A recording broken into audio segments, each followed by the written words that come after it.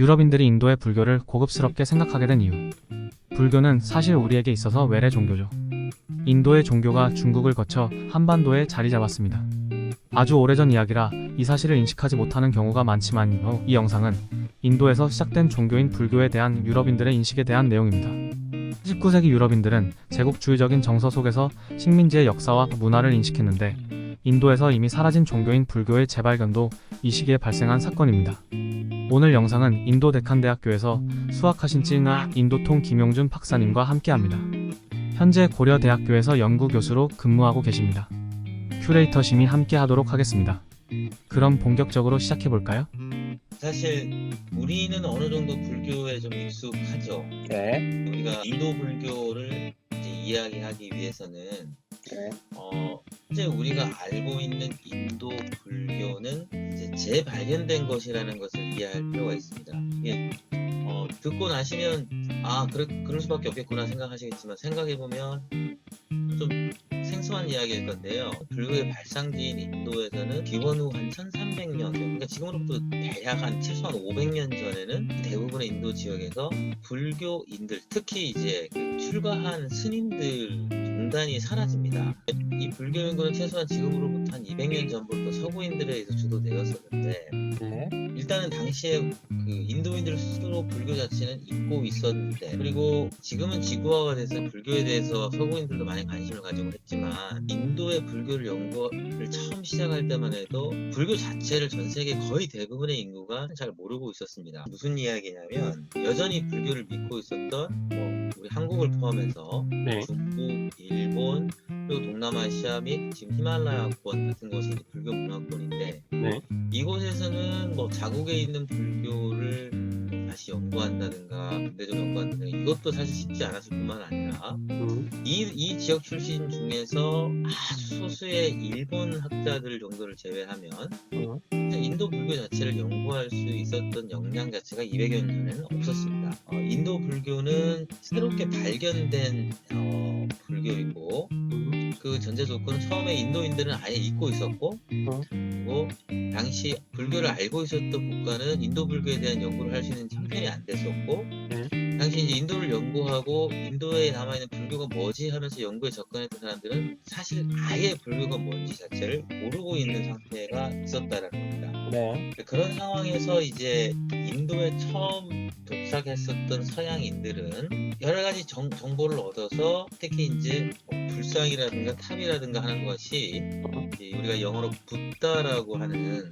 사람하고 연관이 있다라고 하는 것을 알게 됩니다. 네. 그래서 그 종교의 흔적이 남은 인도의 유적들이 이제 곳곳에 남아있게 돼요. 지금 보여드리는 것은 아주 오래전에 촬영된 붓다의 최초의 설법지라고 알려져 있는 녹야원, 사라나트에 있는 녹야원의 사진입니다. 그래서 이러한 일종의 아주 오래된 불교 유적들을 이제 유럽인들이 처음 이제 접하게 됩니다. 인도 하얀 옷을 입으신 한 분이 걸어가고 계시는 큰 탑이 있는 게 사라나트죠. 이제 대략 한 200여 년 전에 네. 불교에 대해서 전혀 모르고 있던 서구인들이 마주했던 어떤 당시의 공간의 사진이라고 생각해도 좋겠습니다.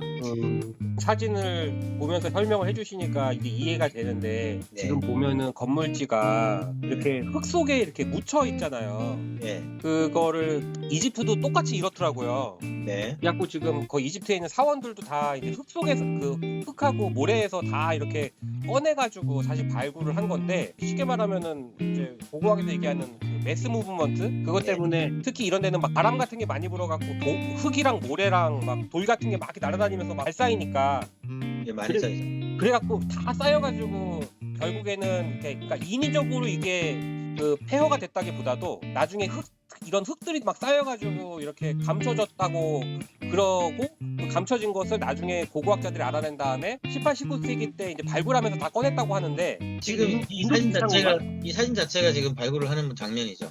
인도도 마찬가지였던 거죠. 사람이 인위적으로 묻은 게 아니라. 아, 그럼요. 여기도 역시 마찬가지로. 불교의 성지에 해당하는 서kam에 넘어서 불교의 성지에 해당하는 대부분의 주요 유적들은 겐지스강 유역이고 매년 우기 때 특히 범람하는 강물이 흘러 이렇게 시로 나르는 흙 자체가 어마어마한 양이고요. 그리고 이제 건기 동안 한 18개월 동안 내리지 않는 건기 동안에는 아주 많은 이제 황사 즉 모래가 쌓이게 됩니다. 그래서 지금 딱 얘기 잘 해주시는데 지금 보시는 것처럼 이제 발굴하는 장면인데 그러면 그 이후에 대략 뭐 1500년 정도 이제 시간이 지나면서 저 정도 높이의 흙이 쌓였던 거죠. 예. 지금은 저희가 현장 가서 봤을 때는 집 밑에 있는 건축 그 건물지들이 다 노출되어 있는 상황이잖아요, 그죠? 지금은 노출됐을 뿐만 아니라 이제 아무래도 성지이다 보니까 네. 이제 일종의 시민 공원화돼서 어떻게 보면 좀 과할 정도로 사실 정비가 너무 잘 돼 있죠. 네, 그리고 그 저때 사용됐던 벽돌 말고 새로 이제 구워가지고 좀 이렇게 비라든가 뭐 바람의 영향을 좀 덜 받게끔 벽돌도 새로 다 교체하고 그래서 사실 좀 거기에 대해서 우리 좀 논란이 있습니다. 너무 유적지를 너무 또 이제 이쁘게 단장을 했다. 또 거기에 네, 좀 그래서- 논란이 있다. 예, 그래서 이제 근데 이제 이 사르나트 같은 경우는 이제 워낙 이제 불교의 4대 성지 중에 하나니까 이제 방문객이 워낙 많고 하다 보니까 뭐 어쩔 수 없는 상황도 있을 겁니다. 예. 네. 알겠습니다. 다음 네. 페이지 될것 같습니다. 예. 그래서 어쨌든 간에 지금 저희는 지금 무슨 얘기를 집중적으로 하고 있냐면 네. 저런 유적지들을 이제 발굴하고 있는 당사자가 누구냐면 이제 영국인을 중심으로 한 이제 유럽인들이었는데 대체로 굉장히 생소했었던 상황을 얘기 드립니다. 그래서 지금 보시는 것은 이제 최근에 이제 세계문화유산에 등재된 날란다 불교대학 유적터가 발굴되기 전의 사진입니다. 지금 7페이지 얘기하시는 거죠? 네, 7페이지가 네. 7페이지에 있는 사진이. 예. 그러니까 무슨 얘기냐면 200~300년 전에 불교에 대해서 거의 이해하지 못하고 있었던 서구인들이 저런 인도 곳곳에 있는 이제 오래된 우리로 치면 사지죠, 사지. 그죠? 불교 사지의 현장 모습이 저렇게 됐다는 거죠. 그런 것들이 이제 발굴되고 문헌도 연구되고 하면서 인도 불교가 어떻게 이제 재구성되어 왔는지를 제가 오늘 주로 설명하는 건데 어쨌든 중요한 유적 자체는 저렇게 생겼었다 이거죠. 그래서 저렇게 생겼었다. 와, 근데 이렇게 생기면은 정말 이거 네. 잘 모르겠어요. 그 나란다 모습이 이제 발굴이 돼서 현재 유적은 이런 모습을 가지고 있어요. 8페이지 모습. 예, 신준호 선생님도 아마 가보셨을 건데. 네. 그래서 여기 지금 보면 거기 가장 높아 보이는 거기가 또 불탑, 본탑이에요. 본탑. 하단 부분에 보면 네네. 무너져서 있는 구역 있죠. 네. 그게 이제 7페이지에 있는 제일 높은 구역, 거기도 보면 조금 높이 솟아 있는 부분이 있을 거예요. 네네. 이제 그게 이제 위에 있는 7페이지가 발굴돼서 네네네. 이해됩니다. 그러니까 이제 이 도사진을 통해서 이제 제가 말씀드리고 싶은 핵심이 거기에 있는데 지금 우리가 21세기 2023년 7월 우리가 현재 알고 있는 불교의 모습 유적은 이제 8페이지 사진처럼 이제 남아 있는 거죠. 처음 접했던 영국인들이 접근했을 때는 대부분의 유적들이 위와 같은 상황이었다. 즉 인도인들은 그 당시 불교를 믿지 않고 있었고 최소한 1000년 정도 불교 유적지들은 대부분 다 버려진 상태였었다. 거의 다 유적이 된 상태였었다. 거의 대부분의 유적들은 그 이후에 힌두교 사원으로 이제 재활용되면서 불상 대신에 힌두 상들이 뭐 설치되고 한다든가 아주 일부의 이제 뭐 이슬람에 의해서 파괴되기도 하고 이 정도입니다. 네. 9페이지. 자, 그나마 이제 흙에 묻혀 있지 않았던 유적들도 있었는데 그중 가장 대표적인 게 이제 특히 이제 서인도 지역에 아주 많이 분포하고 있는 석굴들이 될 텐데. 자, 석굴도 지금 보시는 것처럼 이제 저런 상태였어요. 유럽인들이 처음 이제 접했을 때. 이제 가운데 탑이 있고, 뭐, 거대한 이제 뭐, 건물이 있고, 거기 안에 이제 그들이 이제 뭐 어쨌든 그 숭배의 주 대상이라고 해야 될까? 혹은 뭐, 이 공간이 헌정된 사람으로 보이는 뭐, 부처님의 모습이 그려져 있기도 하고, 일부 퇴색된 형태로 조각도 좀 있었을 거고요. 벽이랑 이제 스투파에. 그래서 이제 이런 모습으로 남아 있죠. 근데 그나마 이제 대체로 석굴들은 한번 만들고 나면 증축은 대부분 쉽진 않았죠, 그죠? 특히 탑의 원형을 변형시킨다든가 이런 거는 거의 일어나지 않아서 요거는 이제 뭐 지금 보시는 것은 이제 아잔타 식광굴로 보이는데요. 아, 요런 석굴 자체의 원형이 그대로 남아 있는 거죠. 근데 이제 보시는 것처럼 어쨌든 한 1000년의 시간이 흘렀기 때문에 응. 지금 방문하셨을 때보다 안에 먼지가 많이 쌓여 있는 네, 다 청소되고 이제 됐다는 거죠. 그죠? 네, 뭄바이 옆에 있는 까네리라고 하는 석굴이 있는데, 자, 지금 보시는 것처럼 네, 불교는 이제 인도인들한테 이제 잊혀졌고 유럽인이 도착했을 때 주민들이 가서 음식도 해먹고 하는 모습입니다. 네, 그래서 이 천장이 막 그을려 있고 하는 모습이 있죠, 그죠? 네, 대체로는 거기서 주거했다라는 주거의 목적보다는 네. 그 소나 양 이런 거를 이제 석굴이 있는 산 같은데 이제 가서 이제 우리 소친다 그러잖아요, 그죠? 소한테 풀도 먹이고 양한테 풀도 먹이고. 아, 네네네네. 근데 그런 동안 이제 이게 밖에서 뭐 자신들이 이제 몰고 가던 가축들이 막 풀 먹고 하는 동안 이제 그 안에 있으면서 이제 음식도 해 먹고 차도 한 잔 끓여 먹고 하는 주로 그렇게 활용되고 있었어요. 그래서 이제 제가 이 좀 아주 오래된 사진과 그리고 오래된 그 저기 사파라고 해야 될까요? 이게 아직까지 사진이 아주 일반화되기 이전에 네. 당시에 이제 기록 영국 정부 등에 고용되어서 당시의 상황을 이제 묘사했던 이제 일종의, 당시로 보면 사진보다 당시에 이제 제가 알기로 이 당시만 해도 네. 사진기 자체가 어마어마하게 무거웠다라고 하더라고요. 한 20kg 정도. 네. 그래서 사진 한 장을 찍는 게 현재 우리의 물가로 거의 한 200만 원 정도 들었다고 합니다. 예를 들면. 네. 그래서 아주 특수한 경우를 제외하면은 대체로 이렇게 미술업도들을 고용해가지고 네. 이렇게 이제 유적에 대한 스케치 등등을 이제 주로 남겼었죠. 네. 지금 예를 들면 뭐 문화유적과 관련된 책을 발간할 때 실제로 우리는 뭐 도면 아니면 사진을 활용하는 것처럼 그때도 이제 어떤 이런 유적과 관련된 뭐 논문을 쓰거나 책을 쓸 때 이제 이런 이제 알바생들을 써서 이제 했었죠.